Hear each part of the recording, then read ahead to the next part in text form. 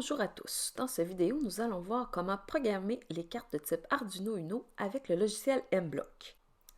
Pour le logiciel, vous avez le choix de soit le télécharger, l'installer sur votre ordinateur ou encore de travailler en ligne directement dans le navigateur Internet. Pour ce faire, vous pouvez aller à l'adresse suivante et vous allez voir sur la page web, vous allez avoir le choix entre les deux.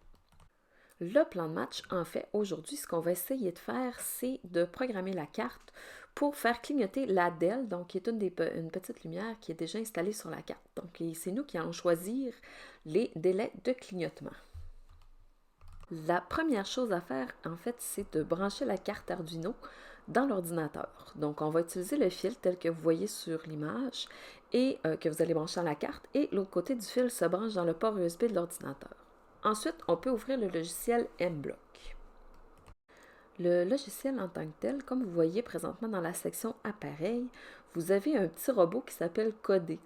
Ce n'est pas celui-là qu'on va utiliser, donc on va tout simplement le supprimer en appuyant sur le X. Celui-là ici, on appuie sur le X, supprimer, il va disparaître, et on va ajouter la carte Arduino Uno telle que vous la voyez ici. Donc maintenant, elle est là et on a des nouveaux blocs qui sont apparus.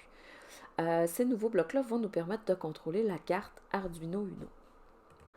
Donc, la première section, on ne voit pas très bien les blocs, mais on peut déplacer la souris comme ça, mais on va les voir un peu mieux dans la bonne section. Dans la section broche, on a différents blocs qui vont nous permettre de contrôler les broches sur la carte. On a le port série, qui va nous permettre de transférer des informations. Données, donc au cas où vous avez des données qui rentrent dans votre carte. On a la section détecteur aussi. Mais ça, ce n'est pas ce qui va nous intéresser. Ce qui nous intéresse vraiment pour commencer, c'est dans la section événements. On a lorsque la carte Arduino Uno démarre. Donc, c'est le premier bloc. On va le déplacer. C'est celui-là qu'on a besoin tout de suite. On va zoomer un peu pour mieux voir. Ensuite, comme on veut faire clignoter, on veut faire quelque chose à plusieurs reprises. Donc, on va soit répéter 10 fois, mais ça va clignoter juste 10 fois, donc c'est pas le meilleur choix. Non, mais de répéter pour toujours, ça serait intéressant, donc ça va clignoter sans arrêt. Maintenant, si on veut que la lumière clignote, il va falloir envoyer du courant sur la broche appropriée.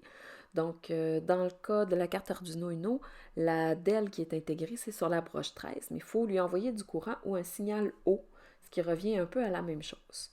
Donc, pour faire ça, ce qu'on va faire, c'est qu'on va aller dans la section broche et on va aller ensuite sélectionner le bloc, régler la sortie de la broche numérique 9 sur haut. Donc, le 9, on va le changer pour écrire 13. Sur haut, ça va nous permettre d'envoyer du courant et ça va allumer la lumière. Ça va nous prendre un autre bloc pour éteindre. Donc, on prend le même bloc, la même broche, mais là, on va le mettre bas.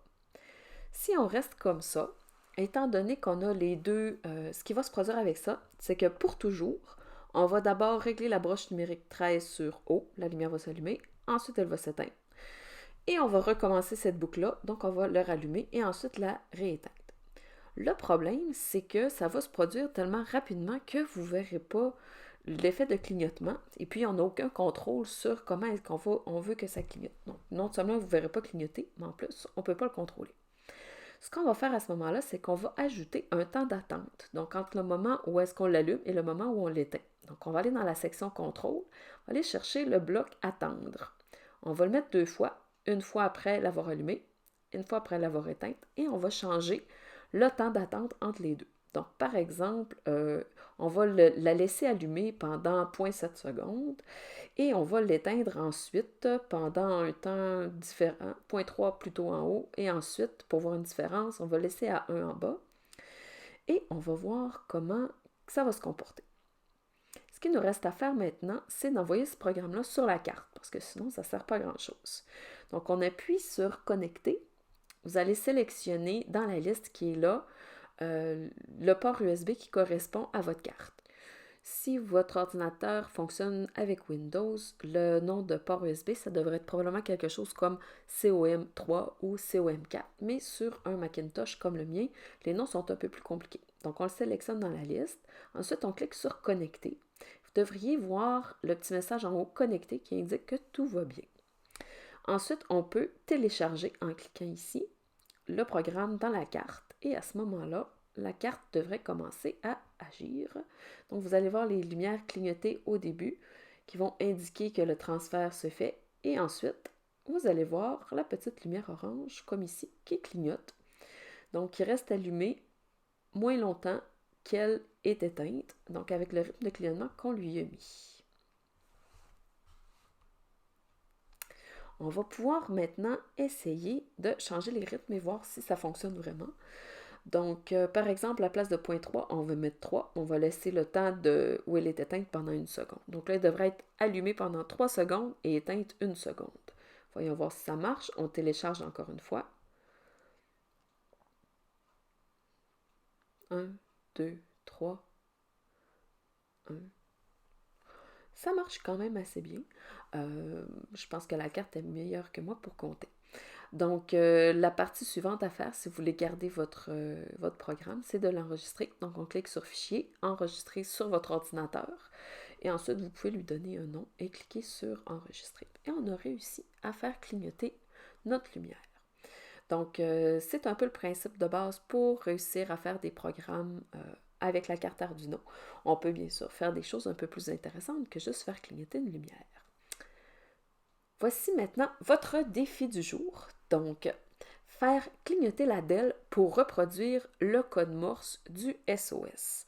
Donc, au lieu de simplement faire clignoter, comme on le fait ici, vous allez devoir essayer de reproduire le code du SOS, le code Morse. Donc, bien entendu, si vous voulez avoir la solution au défi, vous pouvez regarder le vidéo suivant. Merci et au plaisir de vous revoir dans une prochaine vidéo.